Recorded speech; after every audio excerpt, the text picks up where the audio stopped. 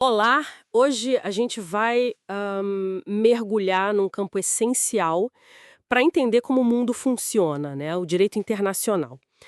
Temos aqui um resumo ótimo da doutora Ana Paula Gomes, que é especialista no assunto, e a nossa missão aqui é descomplicar um pouco esse universo, sabe? Entender as divisões e por que ele é tão relevante tanto globalmente quanto às vezes em coisas mais pessoais.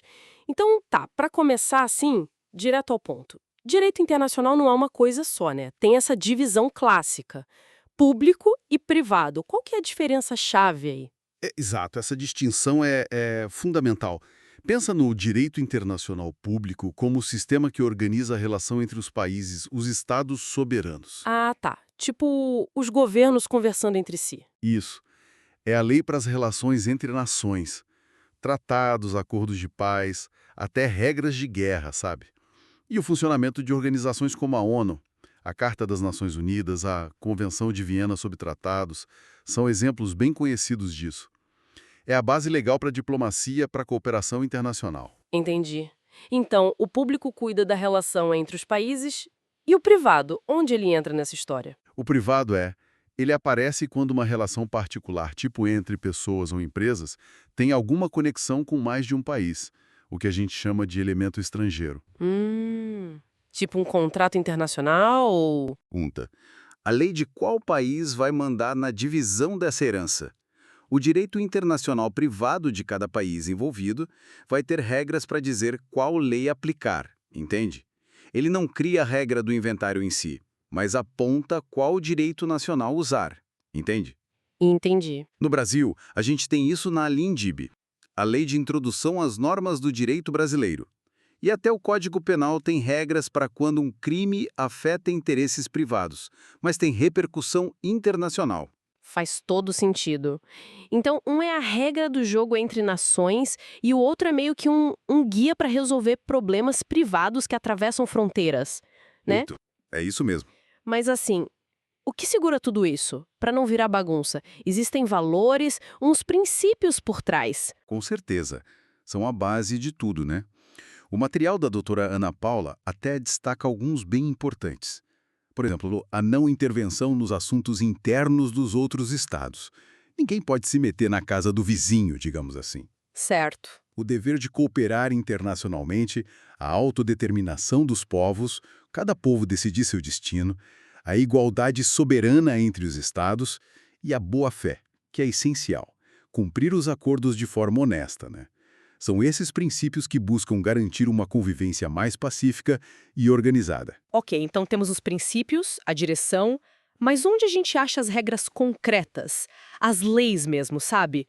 Quais são as fontes formais? Olha, as principais fontes estão listadas lá no Estatuto da Corte Internacional de Justiça, que é o principal tribunal da ONU. Ah, CJ. Isso. São basicamente as convenções internacionais, que são os tratados, os acordos que os países assinam. Depois, o costume internacional, que é interessante, são práticas que os países seguem de forma tão geral e consistente, aceitando como se fosse lei, que vira lei mesmo sem estar num tratado formal. Tipo uma regra não escrita, mas que todo mundo segue. Exatamente. E os princípios gerais do direito, aqueles reconhecidos pelas nações civilizadas, como se dizia. Além dessas fontes principais, tem as decisões dos tribunais internacionais e a doutrina, que são os estudos dos juristas, que ajudam a interpretar tudo isso. São meios auxiliares, né? Entendi. O costume virando lei é bem curioso mesmo. Mas aí vem outra pergunta. Quem são os personagens nesse palco todo? Quem está sujeito a essas regras? São só os países? Tradicionalmente, sim, os estados eram os sujeitos primários, os únicos com capacidade total no direito internacional, para fazer tratados e tudo mais. Mas isso mudou bastante. Hoje, as organizações internacionais, tipo a ONU, a OMC, a União Europeia, também são sujeitos importantíssimos. Elas têm vida própria, digamos. Elas têm o que a gente chama de personalidade jurídica própria. São criadas pelos estados, claro, mas podem agir de forma independente, assinar acordos, ter responsabilidades. E tem um ponto fundamental. Nós, os indivíduos, a gente também é sujeito de direito internacional. Como assim, nós? Pessoas comuns? Sim, temos direitos garantidos por normas internacionais, principalmente os direitos humanos, né? E também temos deveres. Em situações extremas, indivíduos podem até ser julgados por tribunais internacionais, como o Tribunal Penal Internacional. A gente não cria as regras como os estados, mas somos destinatários delas, com direitos e obrigações. Nossa, isso é importante. E o material até fala de outros atores ganhando espaço, né? Tipo, grandes empresas multinacionais, ONGs internacionais, elas influenciam muito. E tem aquele caso super particular, a Santa Sé, que representa a Igreja Católica. Ela é reconhecida há séculos como sujeito de direito internacional público. Bem específico, né? Exato, é um cenário bem diversificado hoje em dia. Então, para a gente ir amarrando as pontas, o direito internacional é esse sistema complexo com regras tanto para as grandes relações entre países, quanto para questões privadas que cruzam fronteiras. Uhum. Tudo isso baseado em princípios, em fontes bem definidas e com um monte de atores envolvidos, estados, organizações e até nós, os indivíduos. Exatamente. O grande objetivo por trás de tudo isso é buscar alguma segurança jurídica, alguma previsibilidade num mundo que está totalmente interconectado, né? Seja na esfera pública, entre países ou na privada, resolvendo esses conflitos que atravessam fronteiras. Essas normas são a ferramenta que a gente tem para tentar organizar as coisas. Certo. E aí fica uma reflexão interessante, né?